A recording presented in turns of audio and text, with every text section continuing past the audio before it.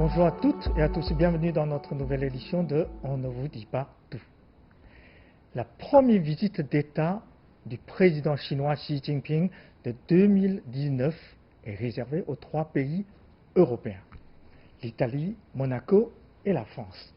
Et surtout avec la France, la Chine a signé un contrat d'achat de 300 Airbus, équivalent de 30 milliards d'euros. Voilà, est-ce que cela signifie une nouvelle lune de miel entre la France et la Chine, entre l'Europe et la Chine? Aujourd'hui, je suis très heureux d'avoir 2 invités pour nous donner leur explication.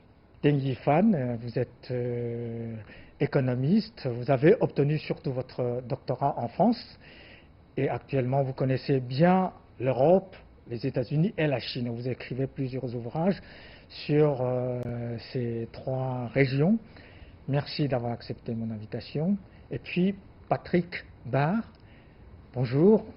Merci aussi d'avoir accepté mon invitation. Vous êtes chef de bureau de l'AFP en Chine. Vous connaissez bien sûr, l'Europe et la Chine. Alors, ma première question, au début, je voulais poser à Deng Yifan, mais tout d'un coup, je me suis dit, peut-être vous pouvez nous donner une explication. Après ce contrat de 300 avions Airbus, cela signifie que les 2 parties, la Chine et la France, on a une confiance envers l'autre. Alors, c'est un peu difficile de commenter. Les contrats d'achat d'avions, en fait, sont très souvent sont prévus de très nombreuses années à l'avance. Lors des visites officielles, quelquefois, on a tendance à rassembler des contrats qui, en fait, se sont discutés pendant de très nombreuses années. Mais alors, au moins, il est symbolique. Absolument. C'est vrai que ça tombe en pleine tractation commerciale entre la Chine et les États-Unis. Donc, c'est pas un très bon signe pour Boeing, c'est plutôt un bon signe pour les Européens. Exactement. Après, je pense que Airbus vous dirait que ça n'a rien à voir avec la politique, simplement parce qu'ils font des très bons avions que la Chine a été les acheter chez eux. Oui, ça se comprend. Voilà. Après, c'est sûr que pour les Européens, pour la France en particulier, c'est une excellente nouvelle. C'est pour les emplois, pour l'industrie, c'est positif. Et à la Deng Yifan, cela signifie aussi que la Chine veut renforcer ses relations, non seulement économiques, mais aussi politiques avec l'Europe, non? Oui, ça aussi. L'achat d'un tel volume d'avions, c'est important. 300 avions, c'est un gros contrat. D'abord, il faut des années pour Airbus de pouvoir fournir ces 300 Oui. avions, parce que ça ne se fait pas en un jour. On ne peut pas produire autant de voitures, autant d'avions comme on produit de voitures. Non, on ne peut pas, parce que la capacité de production d'Airbus, etc., ne lui permet pas de fournir à la fois tout ça. Oui, c'est 290 R320 et 10 R350. 350, oui. Donc c'est un très gros contrat, ça prendrait des années pour l'Airbus de pouvoir absorber tout ça. Et cela montre que finalement les relations sont d'une certaine manière resserrées pendant ces années de production et de fourniture. Parce que le contrat est signé, oui. Il ne sera pas fini pendant, je ne sais pas, au moins 3 ou 5 ans. Autrement, l'Airbus est incapable de fournir autant de voitures, j'allais dire voitures, autant d'avions à la Chine. Mais cela montre aussi que le marché d'aviation civile chinois est énorme. Énorme, oui. Parce que nous avons fait des projections qui montrent que finalement, dans les 5 années à venir, la Chine aurait besoin de plus de 500 avions. Ne serait pour renouveler le nombre d'avions sur son marché intérieur, etc. Surtout pour remplacer les Boeing, comment Boeing 737 Max. Voilà. Non, pas seulement ça, autre chose. Boeing a des problèmes en Chine, c'est pour ça que Boeing a décidé d'installer aussi centre de rassemblage, d'assemblage aussi en Chine, pour essayer de produire plus, pour concurrencer Airbus, parce qu'Airbus a créé déjà un centre d'assemblage près de Tianjin. Mais Patrick, ce qui est assez curieux, c'est que, par exemple, quand le président chinois en Italie, les deux parties sont d'accord pratiquement sur tout, surtout sur l'initiative chinoise ceinture et route. Mais tandis que la France est assez réservée sur ce projet, sur cette initiative chinoise. Alors, je ne suis pas sûr en fait qu'il y ait tant de différence que ça entre la position de l'Italie et de la France. L'Italie a annoncé qu'ils vont participer, et d'ailleurs ils ont envoyé leur président pour participer au sommet ceinture. Absolument. C'est tout à fait vrai. Mais alors, ce que je crois comprendre, c'est que la Chine a quand même, l'Italie a négocié avec la Chine sur les termes de son adhésion aux routes de la soie, et c'est à vrai dire pas très différent ce qu'ils ont obtenu des conditions en gros que les Européens ensemble avaient posées pour participer à l'initiative. Donc en fait, moi, ce que j'entends dire, c'est que à vrai dire, la position de l'Italie et du reste des Européens n'est pas très différente. Et la France déjà aussi collabore à l'initiative, pas en France elle-même, mais sur des marchés tiers, notamment en Afrique. C'est-à-dire sans le dire. Comme l'Italie. Voilà, c'est peut-être plus une différence de présentation. Alors après, ce qu'on entend dire aussi, c'est que les Européens, lors du dernier sommet, ont été satisfaits de voir que la position de la Chine se rapprochait de la leur.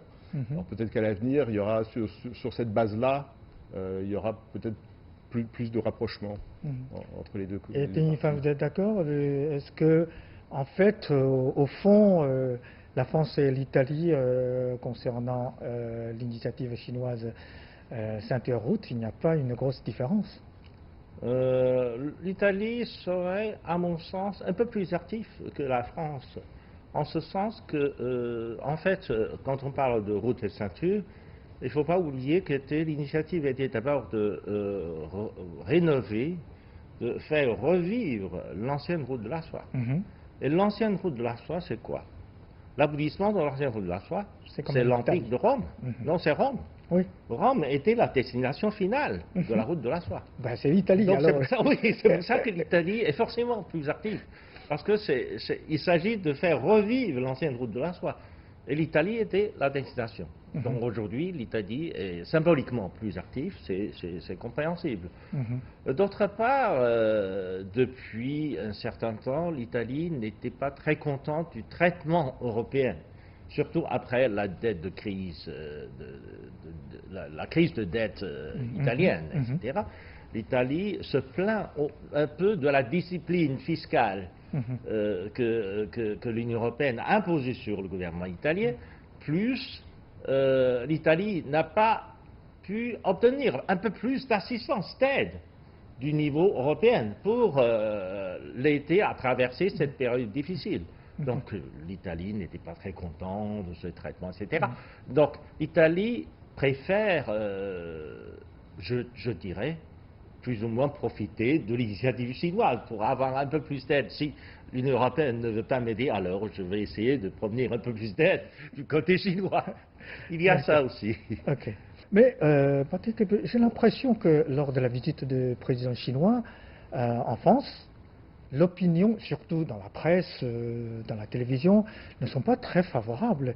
Ils critiquent plutôt, comment dirais-je, ce renforcement des relations entre les deux côtés. Bon, alors, moi, comme vous le savez, je suis basé à Pékin, donc je ne suis pas aux premières loges pour voir la réaction de l'opinion publique française. Ce que je peux dire, c'est que sur les questions de la relation avec la Chine, et plus particulièrement de l'initiative de la route de la soie, c'est vrai que la Chine, pas seulement en France, mais en Occident en général, depuis des années, est présentée comme le grand gagnant de la mondialisation. Et donc forcément, je pense que dans l'opinion publique, l'image n'est pas très bonne, puisque on a tendance à associer Chine, mondialisation, et donc fermeture d'usines chez nous, perte d'emplois, etc. Donc je pense que du point de vue des gouvernants, il n'est pas forcément facile d'aller vers la Chine, puisqu'ils savent qu'il y a sûrement des réticences de la part de l'opinion publique? Ce qui est intéressant, c'est que cette visite des chefs d'État chinois en France, en Europe, est dans un contexte international assez tendu. Parce qu'il y a une guerre bien sûr commerciale entre la Chine et les États-Unis. Alors, Deng Yifan, quand on regarde l'histoire, quand le général de Gaulle a établi des relations diplomatiques avec la Chine, c'était pendant la guerre froide. Et cette fois-ci, durant une guerre commerciale entre les États-Unis et la Chine, la France renforce ses relations avec la Chine. Est-ce qu'il y a une signification particulière? Je n'en sais rien, parce que on ne peut pas comparer la France d'aujourd'hui avec la France de Gaulle. Parce que, d'abord, il y a la personnalité du général de Gaulle. Parce que le général de Gaulle, pendant la Résistance, pendant la fin de la Seconde Guerre mondiale, a été exclu de la négociation entre les puissances, après qui étaient devenus vainqueurs de la Seconde Guerre mondiale, etc. Donc, le général de Gaulle n'était pas très content de tout cela. Et puis, en plus, après la Seconde Guerre mondiale, la France s'est développée principalement sur la base de sa souveraineté, de sa propre technologie. La France, à l'époque, a eu l'audace et le pouvoir de développer ses technologies de pointe. Il ne faut pas oublier que la France avait développé la Concorde. La France avait le Concorde. L'avion, ça s'appelle le Concorde. La France a pu développer son industrie de l'industrie nucléaire civile, la TGV, etc. Donc, la France avait été une grande puissance industrielle, avait le pouvoir de résister à la pression américaine. La France avait les pouvoirs. Et ce n'est plus le cas aujourd'hui? Aujourd'hui, non. Si, il y a Airbus. Airbus, oui, c'est un produit européen. Oui, à l'époque, déjà, la France a pris l'initiative de développer, essayer de construire une industrie européenne au lieu de française. D'abord, le Concorde a été fait en coopération avec l'Angleterre. Oui, l'Airbus était né de cette époque-là. L'Airbus était né de cette époque d'effort de la construction européenne, mais l'effort a été initié par la France. Aujourd'hui, il n'y a plus tellement d'initiatives françaises réussies, je pense. Même dans le domaine de la construction européenne, depuis la réunification de l'Allemagne. C'est plutôt l'Allemagne qui prenne les initiatives, même sur la construction européenne. Ce n'est pas nécessairement de très bonnes initiatives, mais tout de même, c'est l'Allemagne qui prenne l'initiative, même dans le domaine de l'intégration européenne, de la construction européenne. C'était ça. Donc, la France n'a plus la capacité de guider tout cela. Et dans ce cas-là, est-ce que la France pourrait encore jouer un rôle d'équilibre entre les deux camps? À l'époque, oui, la France a essayé de jouer le rôle d'équilibre entre le camp de l'Est et le camp de l'Ouest. C'était... Mais il ne faut pas oublier non plus que actuellement, les relations entre la France, entre l'Europe et les États-Unis ne sont pas très bonnes non plus. Ils sont très tendus aussi, menacés par la guerre commerciale. Mais quand on fait un retour total, on sait, général de Gaulle, Georges Pompidou, Giscard, jusqu'à Chirac, Sarkozy, Hollande. Pour vous, Patrick, est-ce que la relation entre nos deux pays, maintenant, on se comprend mieux qu'avant, on s'entend mieux qu'avant, on a plus de confiance qu'avant, ou bien, le contraire, on commence à se séparer? Quelle est la situation actuelle entre nos deux parties? Alors, si on regarde juste le plan politique, moi j'ai l'impression, je me trompe peut-être, que les relations, par exemple entre les deux présidents, entre les deux ministres des Affaires étrangères, est très proche, un peu relation de confiance. Alors évidemment, je ne suis pas dans la pièce, mais les retours qu'on en a nous laissent dire qu'il y a, du moins au niveau politique, la relation est proche. Après, si on regarde vraiment la relation entre les deux pays, moi, ce qui me frappe par rapport à l'époque de De Gaulle, c'est vrai que De Gaulle et Mao, c'est là qu'il y a eu le premier lien, mais à l'époque, les deux pays étaient sur deux planètes totalement différentes. Là. Même ils ne se sont jamais rencontrés, Non. mais l'esprit...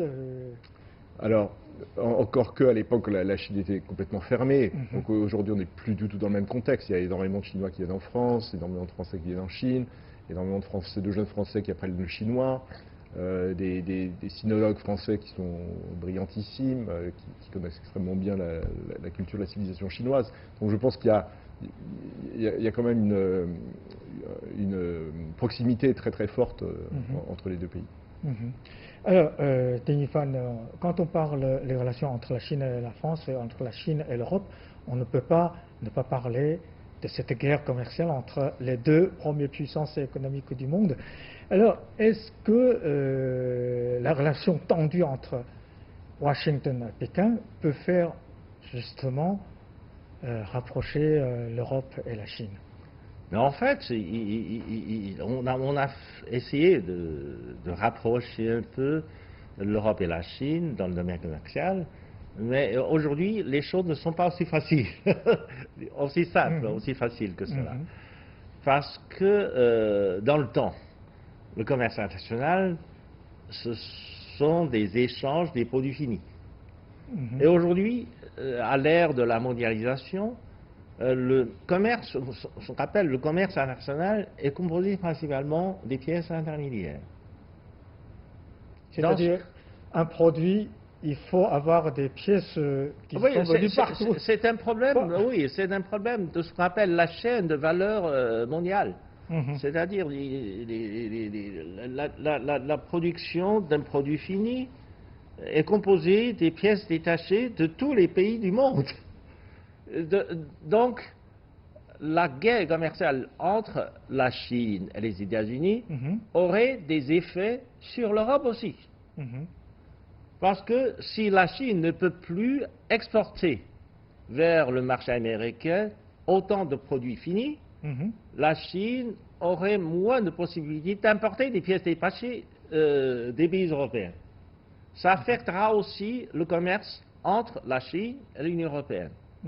Donc ça, surtout en Asie orientale, dans cette partie de l'Asie, ça aurait des impacts énormes.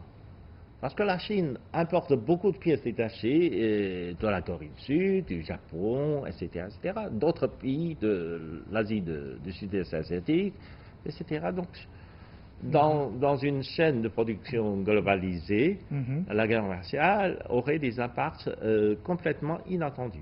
C'est-à-dire, on ne peut pas penser que les relations entre la Chine et les États-Unis sont devenues plus tendues. Cela ne fait pas rapprocher automatiquement. Oui, cela ferait des places à un certain nombre de produits industriels. Par exemple, la guerre commerciale affectera certainement la vente de Boeing en Chine. Donc, ce serait une bonne nouvelle pour Airbus. Ça, c'est sûr. Mais le commerce international est tellement plus compliqué aujourd'hui que finalement, ce n'est qu'un cas. On ne peut pas généraliser le cas, par exemple. Mais de l'autre côté, l'investissement chinois en Europe a forcément augmenté, beaucoup augmenté. L'année dernière, c'était 86% d'augmentation. Est-ce que cela signifie que la Chine est en train de tourner ses yeux vers l'Europe? Mais depuis au moins 5 ans, l'investissement chinois en Europe augmente de beaucoup, rapidement.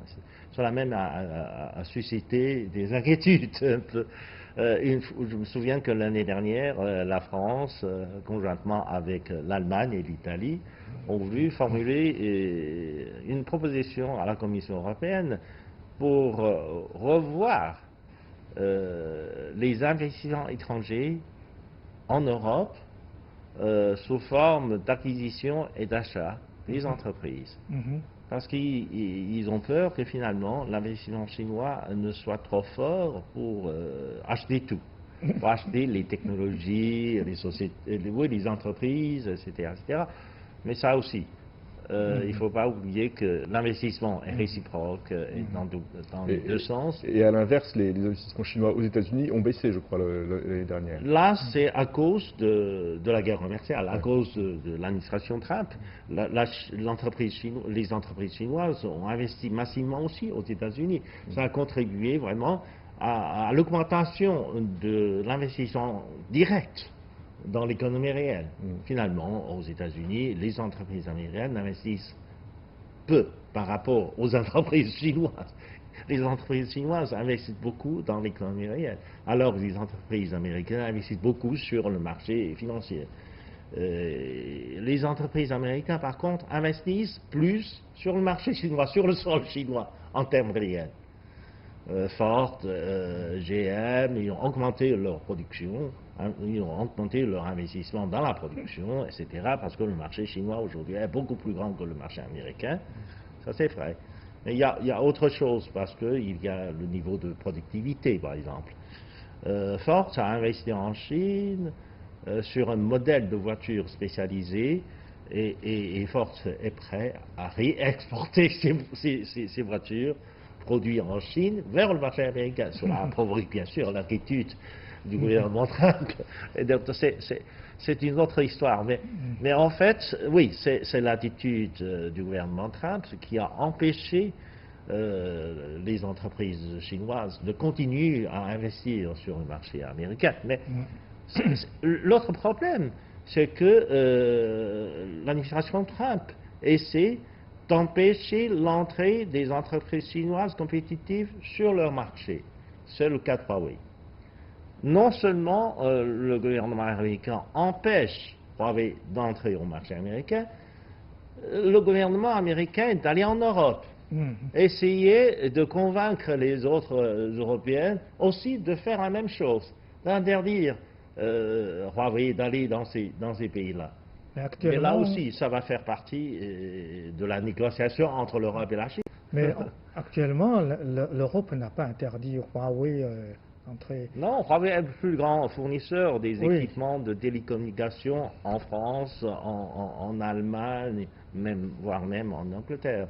Mais je ne sais pas, sous la pression américaine, si les gouvernements européens pourraient encore résister à la pression américaine. Récemment, il y a une réunion de 35 pays sur justement la technologie Huawei.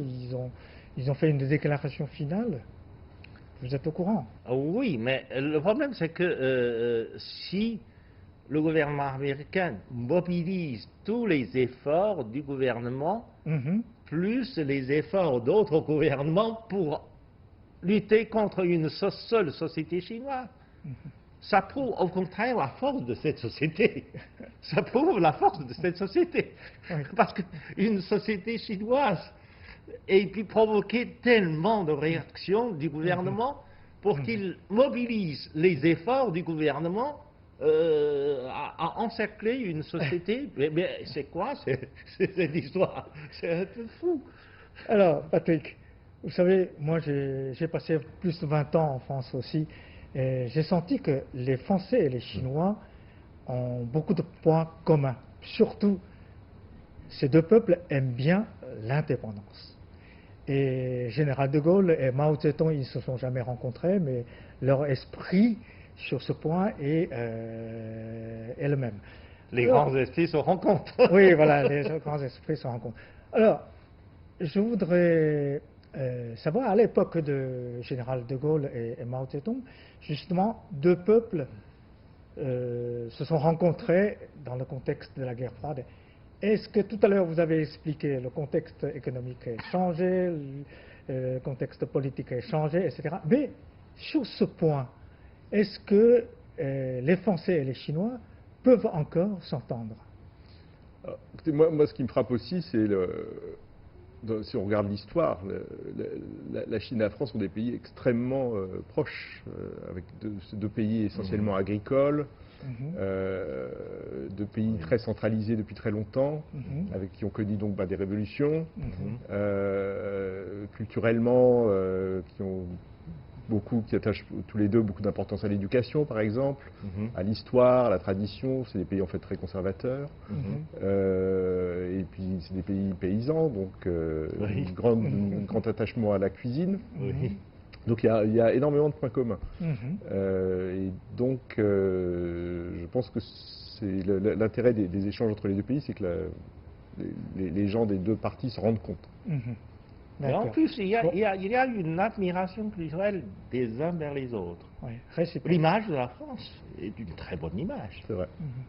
Et l'image de Chine en France, n'est pas aussi bonne que... Oui, tout le XVIIIe siècle, c'était, et pour paraphraser les sinologues français, c'était le siècle chinois en France.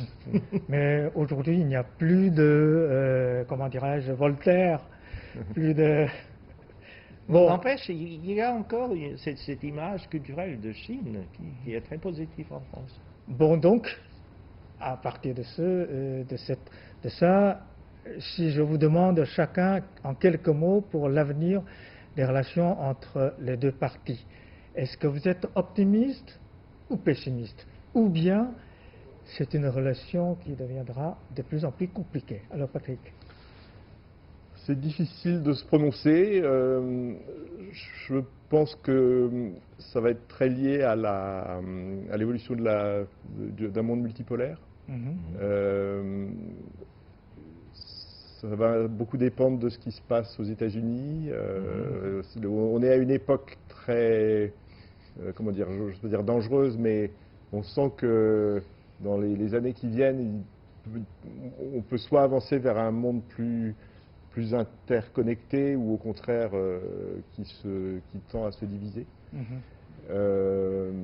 Si on arrive à préserver les valeurs des Nations Unies, les valeurs du monde multipolaire, à respecter le droit international, je pense que sur cette base-là, il n'y a pas de raison que les relations ne se resserrent pas, et moi je suis plutôt optimiste. Ténifan? Moi aussi, je suis plutôt optimiste, parce qu'il ne faut pas regarder que le niveau de politique internationale. Il y a ce qu'on appelle la politique des gouvernements, mais il y a aussi ce qu'on appelle les attitudes populaires de la population.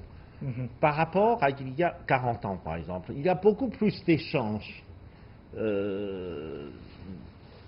disons, dans les sociétés civiles, etc. Il y a beaucoup d'échanges, même entre les États-Unis et la Chine.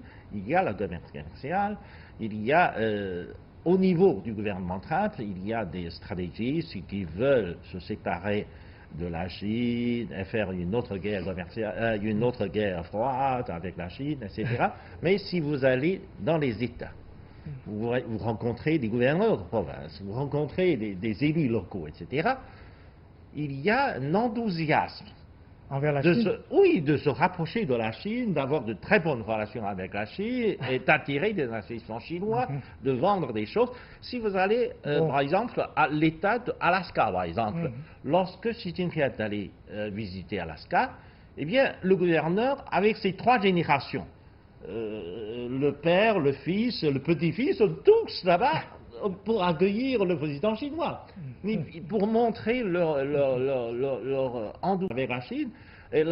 Alaska est l'État des États-Unis, le seul État qui ait des excédents commerciaux avec la Chine. C'est vrai. Donc, Alaska est un État très accueillant de l'investissement chinois et de très bonnes relations avec la Chine. Donc, ça dépend.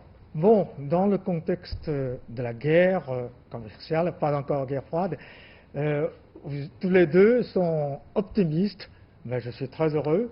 Merci beaucoup, j'espère que vous avez bien prédit l'avenir et j'espère bien aussi que dans quelques années, on se retrouve ici pour reparler. Est-ce que les relations entre nos deux pays, nos deux peuples se rapprochent? Et j'espère bien. Et merci beaucoup, merci à Patrick, merci à Ténifan, merci. Merci aussi à nos chers téléspectateurs, merci pour votre fidélité et à la prochaine.